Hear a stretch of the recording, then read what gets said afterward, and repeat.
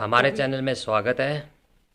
आप एक महिला होने के नाते एक महिलाओं का त्यौहार रक्षाबंधन जैसे आ रहा है, आप इस बारे में क्या कहना चाहेंगे कि ये जो हिंदुओं का त्यौहार है रक्षाबंधन क्यों मनाया जाता है और आजकल और पहले इस त्यौहार में क्या फ़र्क है? देखिए भाई साहब, सबसे पहले तो मैं आपको और सभी दर्शकों को नमस्कार करना चाहती हूँ आपके चैनल के माध्यम से। और मैं सरोज चौधरी ये बताना चाहती हूँ, उपाध्यक्ष हूँ हरियाणा की महिला कांग्रेस की, और महिलाओं के प्रति विशेष ज़्यादा मैं काम करती हूँ। और ये त्यौहार भी महिलाओं का ही है, महिला होने के नाते एक महिलाओं का त्यौहार ही है। और मैं महिलाओं को ये बताना चाहूँगी कि ये त्यौहार है पुराने ज़माने में भी इसी तरीके से मनाया जाता था। ये बात नहीं है कि पहले हम कोई और तरीके से मनाते थे। एक भाई बहन का प्यार है और एक भाई एक बहन की रक्षा करता है, उसके अस्तित्व की रक्षा करता है। पहले भी ऐसे ही मनाते थे। आज इसको थोड़ा सा चेंज हो गया है। आज हम इसको, पहले एक सिंपल सा धागा बांधते थे, आज इसको हमने राखी में मोटिवेट कर लिया है। चांदी की राखी होगी, राखी चाहे किसी चीज़ की हो, चाहे वो सोने की हो, हीरे जवाहरात की, किसी चीज़ की हो, मतलब एक ही है, हमें अपनी भाई को, अपनी बहन की रक्षा करना। देखिए, मैं इसी उपलक्ष्य में एक बताना चाहूँगी। रानी कर्णवती थी राजस्थान से, और हुमायूं ने उसकी रक्षा की थी। हुमायूं के पास उसने अपना एक संदेश भेजा था। जिस टाइम पे बाबर ने युद्ध किया हुआ था, उसके पास सेना कम थी, वो युद्ध में बिल्कुल जी, हार रही थी। उस टाइम पे उसने एक हुमायूं को संदेश भेजा था, भाई मेरी रक्षा करो। हुमायूं एक मुसलमान होते हुए भी उसने अपनी बहन की रक्षा की थी, और वो युद्ध उसने जीत के और उसके बेटे को उसको दे दिया था। बिल्कुल। तो मैं समझती हूँ ये त्यौहार हम एक जाति बंधन में भी हमें बांध के नहीं मनाना चाहिए। जी, ये सब का त्यौहार है ना। बिल्कुल। हम इसको किसी एक जाति में नहीं बांधना चाहिए। भाई बहन का तो कोई भी भाई हो सकता है, जरूरी थोड़ा एक जो हमारी माँ के पेट से जन्म ले वही हमारा भाई है जी। नहीं, जी, जो हमारी रक्षा करे, हमारे शिष्टों की रक्षा करे, हमारी महिलाओं की सुरक्षा करे। आज प्रधानमंत्री है, देखिए हम ठीक है, ठीक कर रहे हैं, काम बहुत अच्छा है, ये एक अलग बात है भी। लेकिन हम महिलाओं को आज वो इतनी नहीं मिली हुई है। आप देखते हो जगह जगह बलात्कार कितने हो रहे हैं, महिलाओं की आबरू बिल्कुल सरेआम लूटी जा रही है। अभी यूपी में देखिए, एक वो अभी जस्ट ही केस हुआ था, इलेक्शन के दौरान की बात है। एक महिला को सरेआम पीटा गया है, उसकी साड़ी उतारने की कोशिश की गई है। ये चीर हरण का एक दृश्य हमने देखा है अभी। तो ये सब गलत है, ऐसा नहीं होना चाहिए हमारे समाज में। ये त्यौहार तो एक हमें संदेश देता है कि हमें मिलजुल के रहना चाहिए और हमें एक दूसरे की मदद भी करनी चाहिए। और एक बात मैं आपको और ज़रूरी कहना चाहूँगी, आज जो भाई ये सोच रही हैं कि हमें बहनों की रक्षा करनी है, बहनें कमज़ोर है, आज हम किसी से कमज़ोर नहीं हैं, ये बताना चाहती हूँ मैं।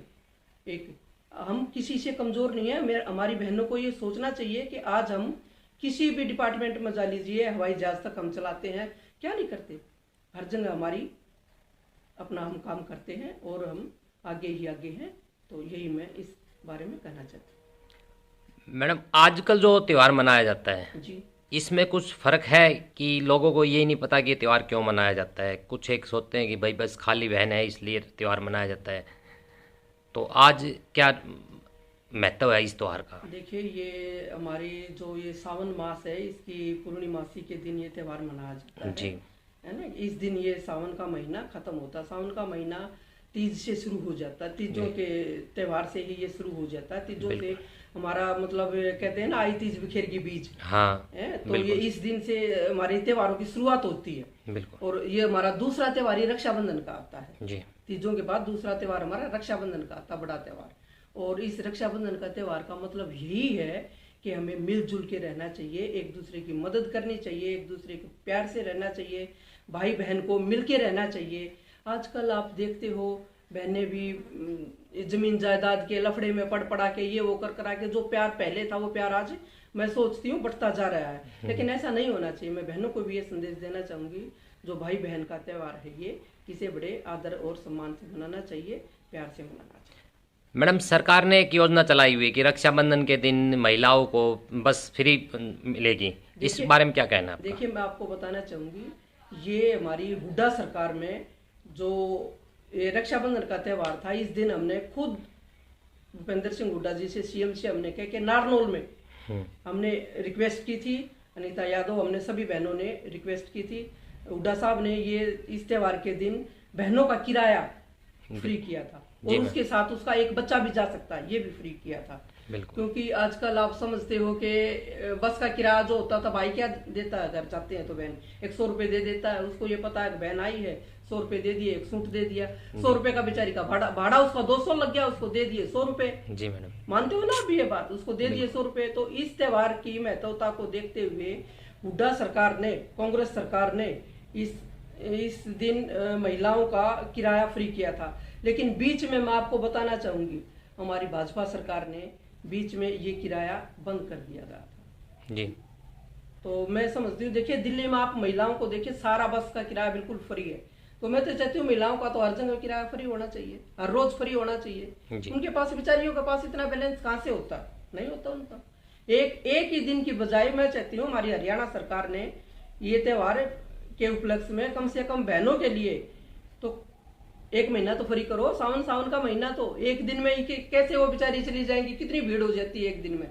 बड़े रूट की बसें होती है वो बिल्कुल नहीं चलती इस दिन, और रह जाती है महिलाएं, अपने भाई को राखी से वंचित रह जाती है, नहीं बांध आती। तो मेरी यही है संदेश कि सरकार को भी इस तरह। मैडम, महिला होने के नाते आप, जैसे गांव में जो महिला रहती हैं वो एक सोचती हैं कि हम तो बस घर चूल्हे तक ही सीमित है। जी। आज के युग में क्या संदेश देना चाहेंगे आप? देखिए ठीक है, हम घर चूल्हे तक, हम जब घर चूल्हा संभाल सकते हैं, जी। मानते हो ना आप ये बात, हम बिल्कुल। घर चूल्हा संभाल सकते हैं तो हम देश नहीं संभाल सकते, हम अपना प्रदेश नहीं संभाल सकते। हम पढ़े लिखे हैं, हमारे अंदर वो क्षमता है, हम सब कुछ कर सकते हैं। ये जो हमारे सरकार को 33% कह रहे हैं देंगे, आज तक कोई 33% नहीं दिया। मैं तो कहती हूँ 50% दो सरकार। अरे महिलाएं किससे कम है? 33% तो आप कहते हो, लेकिन आज तक कभी किसी भी पार्टी ने नहीं दिया। 10% से ऊपर कोई महिलाओं को नहीं कोटा दिया गया, यही कहती हूँ। और मैडम, ये जो बेटी बचाओ बेटी पढ़ाओ अभियान जो सरकार ने चला रखा है, जी। इससे आप कितना संतुष्ट हैं, क्या कहना चाहेंगे इस बारे में? देखिए, बेटी बचाओ बेटी पढ़ाओ ओनली सिर्फ कागजों पे लिखा गया है ये। जी। इसमें नहीं बेटी बच रही और न ही बेटी, चलो पढ़ रही है बेटी, बेटी बचाओ बेटी पढ़ाओ। बेटियों के साथ कितने बलात्कार हो रहे हैं, आए दिन बढ़े हैं, ये घटे नहीं है। हाथरस का आप कांड देखिए, और कितने गिनवाऊं, एक कांड हो तो मैं गिनवाऊं। दिल्ली का भी रिसेंट केस था, ये देखिए आप। तो कोई भी ऐसा नहीं हुआ है जो बेटी बचाओ बेटी पढ़ाओ का जो ठीक ढंग से किया गया हो, बिल्कुल कागजों में रह गया है, ये एक जुमला बन के रह गया है, ये मैं कहना चाहती हूँ। मैम, जैसे भाजपा सरकार कह रही है कि भाई जो ओलंपिक में थे हमारी बेटियों ने नाम रोशन किया है, तो इस बारे में क्या कहोगे कि ये लड़कियां वास्तव में नाम रोशन करके आई हैं या? देखिए, मैं खेल के बारे में भी कहना चाहती हूँ। मैं खेल कोटे से रही हूँ जी। और नेशनल कबड्डी की प्लेयर रही हूँ, जी मैम। नेशनल तक खेली हूँ। बेटियाँ आज बेटों से कम नहीं है, बिल्कुल। है ना जी। हमारी देखिए कृष्णा पुनिया जी ओलंपियड रही थी, बिल्कुल। है ना जी। और हमारी जितनी भी बहनें हैं, जितनी भी हमारी खेल जगत से आई है, सारी किसी से कम नहीं है, लड़कों से कम नहीं है। इतनी ही मेहनत वो करती है, इतने ही हमारे लड़के करते हैं। तो सरकार को इसके बारे में सोचना चाहिए। सरकार को बिल्कुल सोचना चाहिए। सरकार को एकेडमी बनानी चाहिए महिलाओं की अलग से। कहाँ बनती है महिलाओं की एकेडमी? एक भी नर्सरी महिलाओं की होता, आप बताइए। बहुत कम इसकी तरफ ध्यान दिया जा रहा है। और ग्रामीण क्षेत्र में तो आप ये सोचिए, महिलाएं इतनी ताकतवर हैं, इतना उनका हर रोज का उनकी एक्सरसाइज है, उनको जरूरत नहीं जिम जाने के लिए जाने की, घर का काम इतना उनका, उसी में उनकी एक्सरसाइज हो जाती है। सिर्फ उनको मोटिवेट करने की जरूरत है, और इतनी ज्यादा उनके ऊपर ये भी नहीं कि भी हमें उनके लिए स्पेशल ये करना चाहिए। सिर्फ उनको मोटिवेट करो, थोड़ी सी उनकी प्रैक्टिस करवाओ सुबह शाम, तो हमारी महिलाएं तो बहुत आगे जा सकती हैं। मैम, आप भी गरीब लड़कियों की सहायता के लिए तत्पर रहती हैं, खूब सहायता करते हैं, तो किस तरह का क्या मतलब एनजीओ वगैरह अपने कोई?